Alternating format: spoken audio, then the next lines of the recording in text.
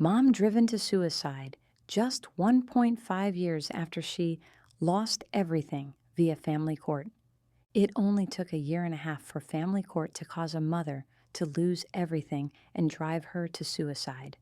Sadly, she took her life last weekend. She had wanted her story in detail of the horrible injustice she was enduring, but the judge gagged her. So, there is not much public information about her custody case. But she did speak out enough so that we know her story is emblematic of the horrific treatment of women in family courts. Her children were taken, her daughter alienated, and she was bankrupted and severely traumatized in the process. More on how her case fits the custody crisis pattern and what that means in the takeaways, but first, her story. Tracy met and married Jerry. Their son was born in 2005 and daughter in 2014. Tracy was a victim of psychological, emotional, and financial abuse by Jerry. She tried leaving him a few times and was finally successful in May of last year.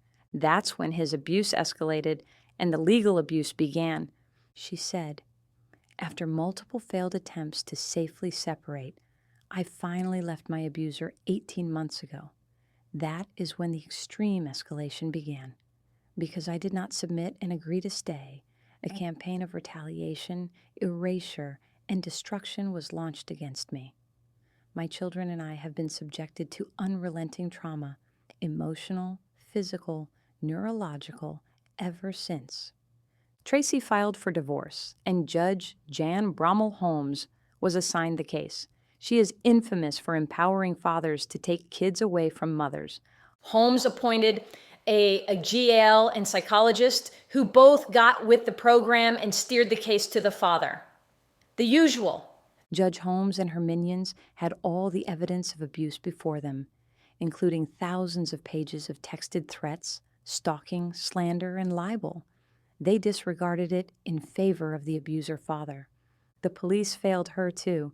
She said, "I can't even identify another course of action to even explore. He is pure evil. He should be in jail for what he has already done and continues to do." I have no faith at all in any South Carolina law enforcement or judicial system. I'm positive law enforcement here is rooting for him to finally kill me so they can sweep it under the rug quickly and be done with it.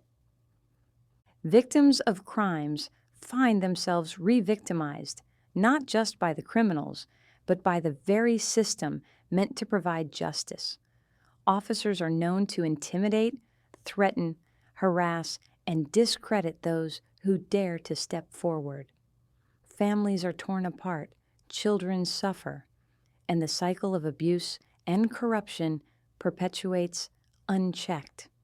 Tracy's attorney was off the case less than a half year later, so she may have already run out of money by then. Or the attorney saw the writing on the wall and wanted no part of it. Shortly after her attorney quit, Judge Holmes granted Jerry emergency custody at a 15-minute hearing last December. Tracy had not been noticed and had no idea this hearing had occurred until after the fact. It is unclear what the basis for this temporary custody switch was, but it was most certainly not an emergency. It was likely one of the common false accusations men use to get custody, and Holmes did what she does best, credited the father's lies and gave him what he wanted.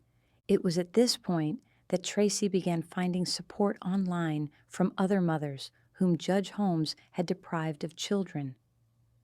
"My situation isn't isolated. Dozens of others here are just as silenced and desperate for someone to listen. Our children are being held hostage. I am so shocked at the personal stories I have collected, the documents and affidavits I have seen, the pictures and videos I have seen." She discovered this was happening to women around the country and world. She began speaking out about these injustices inflicted on mothers. Judge Holmes admonished her to stop slandering, i.e., stop posting bad things about Jerry, law enforcement, family court appointees, and her. Tracy insisted she was not slandering anybody. She was telling the truth. and would not stop. So Holmes officially gagged her. That was in January, and that meant she would be in contempt and go to jail if she kept speaking out. Another tactic in the war against women in family courts. She said, "I was under court order not to slander anybody, so I did not. I told the 100% truth and I backed it up. So now the court order has been amended to read that I cannot say anything, not even the truth. So I can't even tell anybody that this same judge in the same secret 15-minute hearing has further traumatized a family. I can't even say what family." It was only after that the GAL submitted her report. Tracy said, "I would have never imagined in a million years the absolute sadistic cruelty of the Horry County law enforcement, legal community, and judicial system that I am seeing. My daughter and so many others are being forced to realize that attempting in any way to speak out about or get away from dangerous, devastating abuse is futile. A mother and so many others are being taught to shut up and be quiet about severe life-altering, life-destroying abuse." What really destroyed Tracy was that her daughter was being kept away and alienated from her. She said, "It is being drilled into my daughter's head, and many other children's heads, that abuse is love." She and so many others are being forced to realize that attempting in any way to speak out about or get away from dangerous, devastating abuse is futile.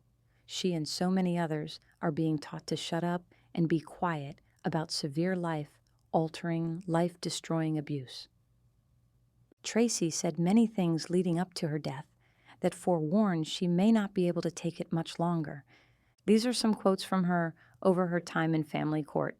"I am a survivor, so far, but I fear not for much longer, of long-term coercive control, psychological abuse, digital identity theft, family court weaponization, and law enforcement betrayal in Horry County, South Carolina, and I do not want to die, but I am dying from the effects of relentless, untreated trauma. And I've been diagnosed with complex PTSD, and my physical health is deteriorating, nerve damage, chest tightness, numbness, and constant pain. My nervous system is shutting down. I am breaking down because the trauma continues, and no one will stop it. And I want to tell my story not just to survive, but to protect my daughter and to show how unchecked corruption destroys lives. Please help me be heard before it's too late." And victims don't give up, they die because the abuse is allowed to continue. Thankfully, her son had aged out of the family court child prison system and was safe, but Tracy constantly worried about her daughter's safety and well-being, along with missing her greatly. Tracy said, "Sweet, innocent, confused, traumatized, terrified children literally taken from safe, loving parents, placed into the hands of depraved abusers and psychopaths to be further traumatized, torn to shreds from the inside out every day for the rest of their lives." On December 4th, Tracy said this in her last post: "To the Horry County cops, Heather M. Cannon, William Pavey, Alexis Sanders, and everyone else who helped the depraved, sadistic psychopath Jerry terrorize me until I died from it, and destroyed our children from the inside out while you watched. Fuck you, fuck you, fuck you." She took her life shortly after this post. She could no longer take the immense pain and the inability to have a relationship with and protect her child.